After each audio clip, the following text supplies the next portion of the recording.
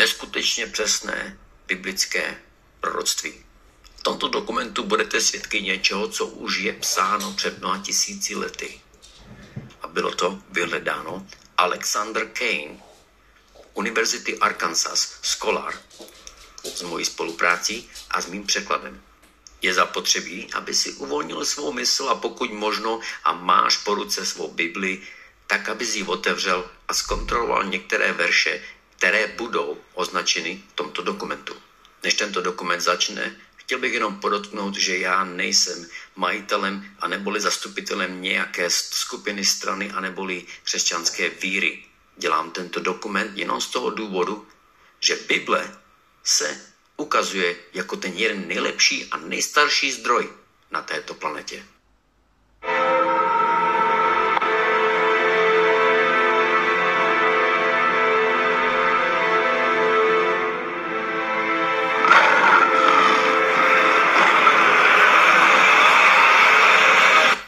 Prosince slova prezidenta Trumpa vyloženě otřásla světem. Poprvé za více než 2000 let byl Jeruzalém uznán jako hlavní město Izraele. Ať už to ví nebo ne, prezident Trump splnil svou roli v děsivém biblickém proroctví přesně tak, jak to předpovídala písma. Pouze nejvyšší představitelé církví a učenci Bible znají skutečný význam tohoto velkého a strašného okamžiku.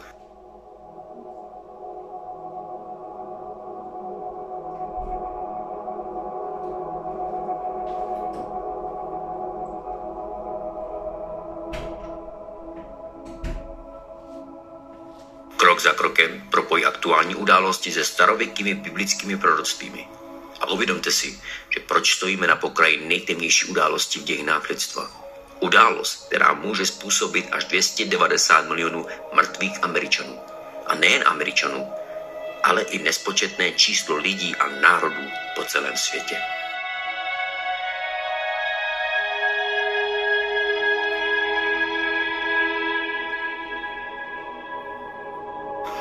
Utěšujte se, protože teď jste tady. Je to boží vůle. Pochopíte to strašné soužení, které se brzy stane. Abyste věděli čas se připravit. Chápu, že se teď můžete cítit skepticky některý z vás. Bylo nespočet falešných proroků a soudců, kteří tvrdili, že znají biblická zjevení a chrlí faleš a podvod. Když pravda byla vždy ve svaté knize, aby ji všichni viděli. Musíte jen vědět, kde přesně hledat. Dovolte mi tedy, abych vám položil jednu otázku. Kdo by si představil před 70 lety, že židovský lidé by měli svoji vlastní zem, kterou by mohli jednou nazvat jako naše zem? Pouze ti, kteří si přečetli Ezekiáše kapitolu 37. Toto napsal prorok před 2700 lety. Ruka Páně byla na mě a postavila mě do prostřed údolů. Bylo to plné kostí. Potom mi řekl, synu, člověče, tyto kosti jsou izraelský lid, můj lid. Vezmu Izraelity z národů, kam odešli. Shromáždím je z celého okolí a přivedu je zpět do jejich vlastní země. Udělám z nich jeden národ v zemi, v izraelských horách.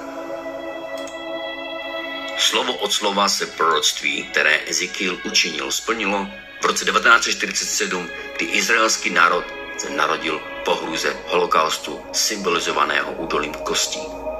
Židé, rozdělený více než 2000 let, přišli z celého světa do tohoto nového státu a udělali z něj ekonomickou a vojenskou mocnost. Toto je první proroctví, které se splnilo.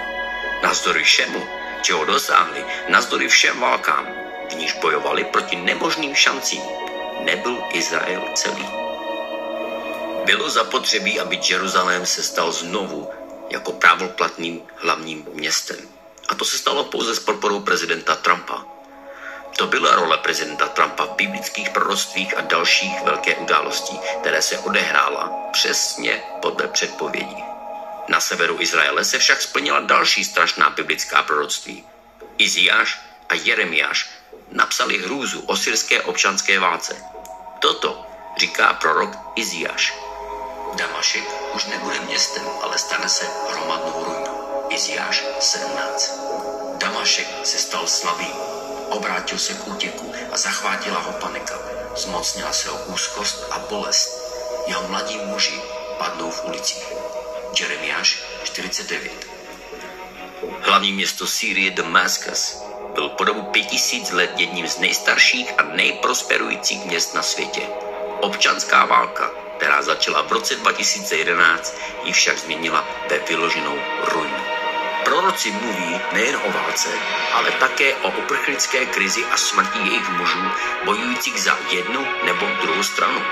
Armáda syrského diktátora Bašára Asad bojuje proti rebelům a podporovaným USA, Izraelem, Tureckem, Jordánskem, Saudskou Arábií a teroristy ISIS. V roce 2015 byl Bašár al-Assad na pokraji úplné porážky, ale přesně v té době se splnilo další biblické proroctví. Právě tato fáze proroctví tak znepokojila papeže a způsobila, že se válka v Sýrii stala skutečně globální. Ezekiel 38. Rusko přichází k hranici Izraele. Slovo Páně mi přišlo.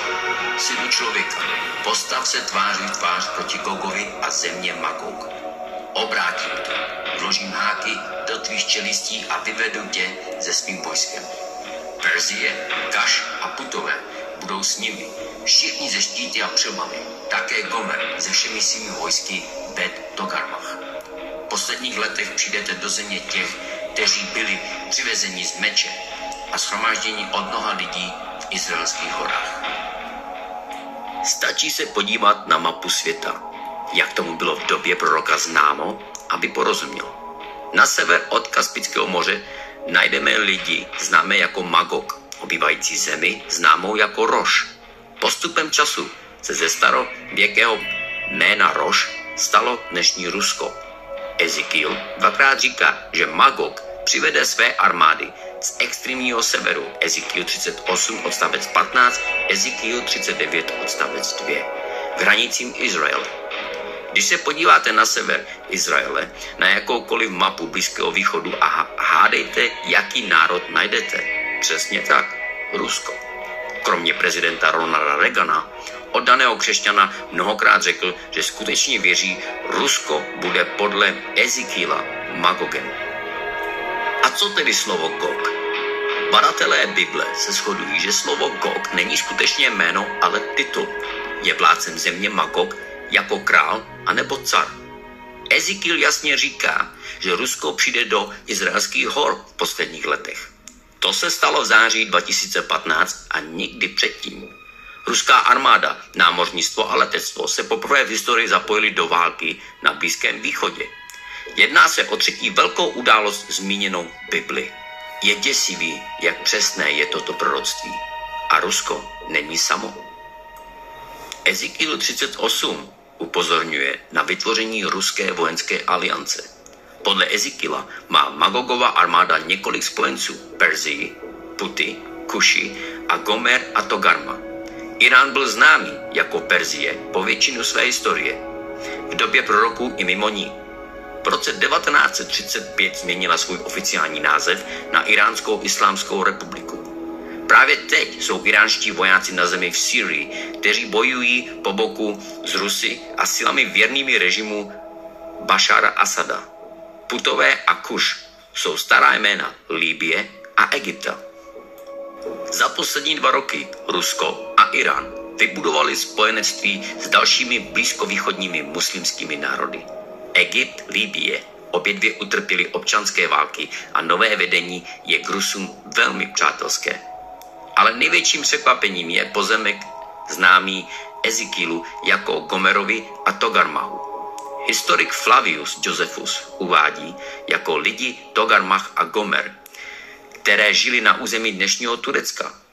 Ve skutečnosti turecké historické knihy identifikovaly tyto kmeny jako žijící na jejich zemi v době proroků. Je jen děsivý, jak přesně je toto proroctví. Před 3 roky bylo Turecko silným spojencem NATO, ale vše se změnilo po neúspěšném pokusu a převrat v roce 2016. Nyní je Turecko vůči NATO a USA stále nepřátelštější. Donutilo NATO odstranit síly ze svých základen. Kupuje zbraně z Ruska. Plně odsoudila myšlenku, aby se Jeruzalém stal hlavním městem Izraele. A vlastně právě teď je turecká armáda v Sýrii a bojuje, aby porazila nepřátele syrského diktátora. Aliance konečných časů, prorokovaná v prvních verších Ezekielovy kapitoly 38, již byla vytvořena. Nikdy v historii lidstva neexistovalo spojenectví mezi Ruskem, Iránem a Tureckem. Toto je čtvrtá velká událost, o které psali proroci. Skutečnost, že to vidíme právě teď, je jen dalším důkazem toho, že Bible je pravdivý zdroj, která toto vše dokáže předpovědět. Nyní je třeba splnit jedno z posledních proroctví před začátkem třetí světové války. V kapitole 49 jsme viděli, jak Jeremiáš předpověděl zničení Damaskus. Ale je tu ještě jedna věc, o které napsal, že se ještě nestalo. Jeremiáš 49, odstavec 27. A zapálím oheň ve zdi Damašku a pohltí Ben-Hadadské paláce. Ben-Hadad není skutečná osoba, ale titul. Stačí provést jednoduché vyhledávání na online a zjistíte, že Ben-Hadad je vládcem Aram Damašku. I když je jasné, že současným vládcem Damašku je Bašar al-Asad. Aram je oblast v Sýrii, nyní známá jako Alepo. Město Alepo bylo nedávno znovu dobyto režimem syrského prezidenta Bašara Asada s pomocí Iránu a Ruska. Je to šokující přesnost a poslední událost, která se stala přesně tak, jak byla předpovězena. To, co se stane potom, je však temnější a každému pravému křesťanovi a vlastenci se vlastně vyloženě musí spustit mráz po zádech. Takže dokážete si asi představit, že Asad velmi zřídka opouští nejbezpečnější místo v Damašku. Prezidentský palác. A Jeremiáš říká, že brzy bude hořet. Jak se to stane? Nehledejte nic jiného než titulky posledních měsíců a znovu vidíte Izrael volá po atentátu na syrského diktátora. Iziáš také píše o konci syrského diktátora. Opevněné město zmizí z Efraimu a královská moc z Damašku. Iziáš 17. To je zdrcující prorocký důkaz. Od splnění tohoto proroctví nás dělí měsíce, možná týdny. Izraelské letectvo již bombardovalo území nebo syrský režim znovu a znovu. Sledujeme biblické proroctví, které se vyloženě rozkládá přímo před námi. Rusko a jeho spojenci bojují za udržení Bašara Asada u moci a Izrael ho chce mrtvého. Podle proroctví atentát na Asada vyvolá válku mezi aliancem Magog a Izrael. To je jiskra, která zapaluje třetí světovou válku. Iziáš hovoří o válce v severním Izraeli v kapitole 17, téže, která ohlašuje zničení Damašku a smrt Asada. A toho dne se stane, že sláva Izraele bude stenčena. Bude to, jako když kombajn sbírá obilí, ale sklizeň bude hromada ruinu. V den smutku a zoufalých slz. Kapitola 38 Ezekiel uvádí, že 2/3 Izraele budou zničeny v této nadcházející válce a těch zanechání ve svatých zemích budou čelit smutku, bolesti a strádání. Co se tedy stane se Spojenými státy? Nepomůžeme Izraeli v jeho nejtemnější hodině? Abychom na tuto otázku odpověděli, musíme nejprve najít Spojené státy v biblickém proroctví. Biblický národ také mluví o tajemném Babylonu. Na rozdíl od Ruska, Iránu, Turecka nebo Izraele nebyl americký kontinent v době proroctví objeven. Avšak Jan Apoštol v knize Zjevení a Jeremiáše a Iziáše mluví o dalším konci národů ve svých spisech. Národ jménem tajemný Babylon. Toto jméno je hluboce symbolické. Starověký Babylon bylo město, které si oblíbili lidé ze všech částí starověkého světa. Stejně jako imigranti pomohli udělat ze Spojených států jedinou světovou velmoc. A protože proroci nevěděli o existenci severoamerického kontinentu na době vizí, tomu říkali tajemný Babylon. Někteří říkají, že biblický Babylon odkazuje na starověký Irák. Ale pokud je to pravda, proč to proroci vidí jako národ obklopenými vodami? Ty, který přebýváš v mnoha vodách, bohatý na poklady. Jeremiáš 51, odstavec 13. Kde všichni, kdo měli lodě na moři, zbohatli díky jejímu bohatství. Zjevení 18, odstavec 17. Biblický Babylon má bohatý přístup k vodám, bohatý na zdroje, ale většina Iráku je poušť a má jen úzký úsek pobřeží. Proč proroci mluví o znečištění vzduchu, když ve starověkém Iráku nic takového nemohlo v té době být? Zničil si svou zemi, Izajáš 14, odstavec 20. Znečistil jsem své dědictví a vydal jsem je do tvých rukou. Izajáš 47, odstavec 6. Babylon stoupá do nebe, Jeremiáš 51, odstavec 53. A vystupuje nad výšiny mraku. Izajáš 14, odstavec 14. Tyto metafory jasně odkazují na národ, který objevil leteckou dopravu. Je zřejmé, že Babylon, neboli Mystery Babylon, neboli tajemný Babylon, nemohou být starověkým Irákem. Ale proroci mají o tomto národě konce času říct o hodně víc. Babylon je oslavován jako královna mezi národy a dáma království. Izajáš 47, odstavec 5 a 7. Podle proroků Babylon vládne nad králi země. Zjevení 17, odstavec 18. Je to chvála celé země, úžas mezi národy. Jeremiáš 51, odstavec 47. Je to místo velkého bohatství. A kupci země zbohatli díky hojnosti jejich lahůdek. Zjevení 18, odstavec 3. Ve skutečnosti proroci jasně říkají, že kdyby se něco stalo s Babylonem, veškerý světový obchod by se zastavil.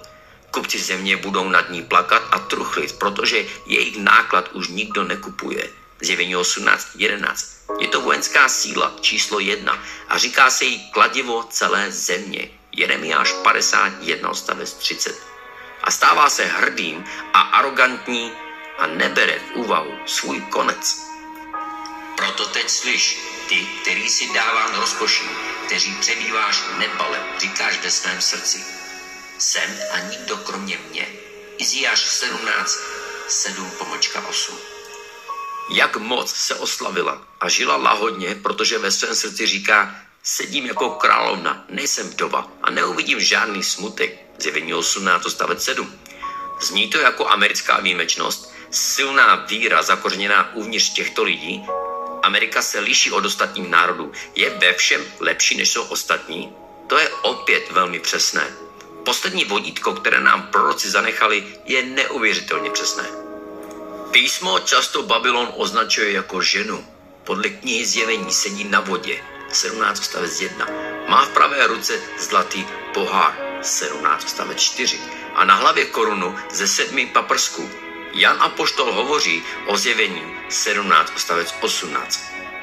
A žena, kterou si viděl v tom velkém městě, které králuje zemským králům. OSN teoreticky vládne všem králům země a nachází se v New Yorku. Velké město, kde můžete vidět sochu svobody. Socha je nejznámější památkou v USA. Symbol Babylonu, o kterém se proroci zmiňují ve svých stopách. Proč se tak říká v té době Babylonu? Sochařem sochy svobody byl Auguste Bertoldi, zedník patřící k velkému zednářskému loži v Paříži. Před zahájením projektu sochy svobody hledal Bartoldi provizi postavit obří sochu bohyně Ištar. Římané také přijali tuto bohyni plodnosti, ale změnili název na Libertas v latině, Liberty v angličtině. Libertas je mytologický ekvivalent Ištar. Socha svobody je tedy ve skutečnosti sochou Ištar, babylonské bohyně plodnosti, lásky a sexu. Podle starověkých babylonských rituálů bylo možné očistit hřích pouze po pohlavním styku s chrámovým knězem nebo kněžkou Ištar. Na oplátku za tuto spásu byla zapotřebí darovací nabídka. Ištar byla patronkou chrámových kněžek a knězů. Byla to ona, matka toho, čemu bychom dnes říkali prostitutka. Proto byl Ištar spatřen raně křesťanem jako děvka Babylonu. A proto je socha svobody symbol Ameriky nazýván proroci jako babylonská děvka. Myslíte si, že to je náhoda, že USA je domov těch největších a nejslavnějších? Socha Ištar poskytuje 65% pornografických filmů a propagací sexu. Je to jen další náhoda, že je to země, kde sexuální osvobození vzniklo a rozšířilo se do zbytku světa? To není. Je to přesně tak, jak to předpověděla písma, Zjevení 18, odstavec 3. Neboť všechny národy pili víno hněvu a jejího smilstva. USA dnes mají nejsilnější ekonomiku a armádu, ovládají celosvětový obchod. Je hrdý a arrogantní, má nejrozvinutější letectvo a vesmírný program a závidí mu to celý svět. Je v něm děvka Babylonu, vládne králi země a stala se zemí morální zkaženosti. A bohužel pro každého žijícího Američana je to Mystery Babylon, aneboli tajemný Babylon. Bohužel osud tohoto tajemného Babylonu bude brzo spečetěn. Toto říkají proroci o velkém nepříteli Babylonu. Jeremiáš 50, odstavec 3. Neboť ze severu proti ní vystupuje národ, který spustoší její zemi. Izajáš 13, odstavec 5. Pocházejí z daleké země, z konce nebe a zbraní jeho rozhořčení, aby zničili celou zemi. Pamatuješ si, která země podle proroků pocházela ze severu? Stejná země, o které řekl Ezekiel, povede velkou alianci národů k hranicím Izraele? Nyní zvažte toto. Ruská aliance ví, že nemůže porazit Izrael, pokud jsou USA jeho nejbližším spojencem. Pokud dojde k válce, musí být USA prvním cílem. Proto proroci předpovídají, že na začátku této války Rusko neočekávaně použije velmi zvláštní zbraň. Zbraň rozhořčení proti celému území USA. Zbraň, jakou svět nikdy v životě neviděl. Ačkoliv by Babylon měl stoupat k nebi a přestože by měl posilovat výšku své síly, přesto k ní přichází slabost. Jeremiáš 51, odstavec 53. Tato zbraň paralyzuje naši armádu a ponechá ji téměř bezbrannou. Mocní muži z Babylonu se narodili k boji. Jejich síla selhala. Jeremiáš 51, odstavec 30. Široké hradby Babylonu budou zcela rozbité a její vysoké brány spáleny ohněm. Jejich základy jsou spadlé, jejich zdi jsou svrženy. Jeremiáš 51, odstavec 58. Protože na ní přišel spoiler, dokonce i na Babylon, a její mocní muži jsou zajati. Každý jejich hluk je zlomen. Jeremiáš 51, odstavec 56. A po tomto útoku Babylon zůstane potichu a ve tmě. Ticho se teď dostalo do temnoty, protože už se nebudeš jmenovat paní královna. Izajáš 47, odstavec 5. Tady vidíte, že všichni tři proroci vyprávějí o vyloženém pádu Babylonu. Vyložená devastace a zničení Spojených států amerických, tak jak je my všichni známe dnes. Nejedná se o událost, která se v minulosti stala starověkem Babylonu. Jaká zbraň by dokázala umlčet celý kontinent během 1 hodiny? Svět takovou ještě v životě neviděl. Až před několika lety s vytvořením elektromagnetického pulsu a neboli EMP. Expertní skupiny, jako je v komisi EMP, pracující pro Senát, znovu a znovu varovali, jak toto je největší a možná jediná skutečná zranitelnost Spojených států. Přesto s tím žádná administrativa nic neudělala. Jsme úplně nepřipraveni na to, co může a neboli co přijde. Takže každá zpráva říká vyloženě totéž. Tato událost může zničit až 90% Američanů. A stačí vyloženě jenom jedna jaderná hlavice, aby byla odpálena a aby nás, anebo aby je, vrátila vyloženě do středověku. Trvalé důsledky zničí společnost tak, jak ji známe. Přesně tak, jak to předpovědělo písmo Zjevení 18, odstavec 8. Jednoho dne přijdou její rány, smrt, smutek a hladomor. Pokud by přestaly fungovat nemocnice nebo lékárny, lidé nebudou moci užívat potřebné léky. Bez tekoucí vody, tepla a likvidace odpadů propuknou nemoci. Jakmile osobní a nákladní automobily přestanou jezdit, šelfy v krámech se vyprázdní. Zoufalí lidé se stanou lupiči a dojde k nepokojům s jídlem. Nebude žádná policie, žádný zákon, žádná zdravotní péče, žádná pomoc. To vše upadne do chaosu a zmatku. Úplný kolaps všeho, co dnes považujeme za samozřejmost, jak říká prorok Jeremiáš. A až skončíš se čtením této knihy, přivážeš k ní kámen a hodíš do prostřed Eufratu. A řekneš, že se tak Babylon potopil a nevstane ze zla, které to na něj přineslo.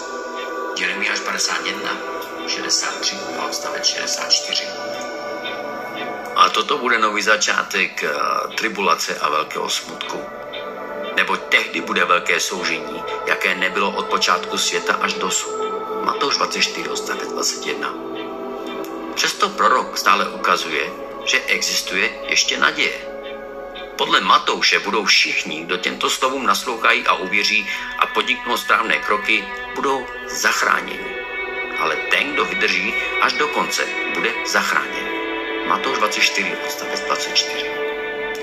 Zpráva už asi nemůže být o hodně jasnější, než už je. Varování jsou tam, takže jen ti, kteří věří ve slova a varování z této knihy, takzvané Bible, a našeho Pána, se připrav, že budeš zachráněn.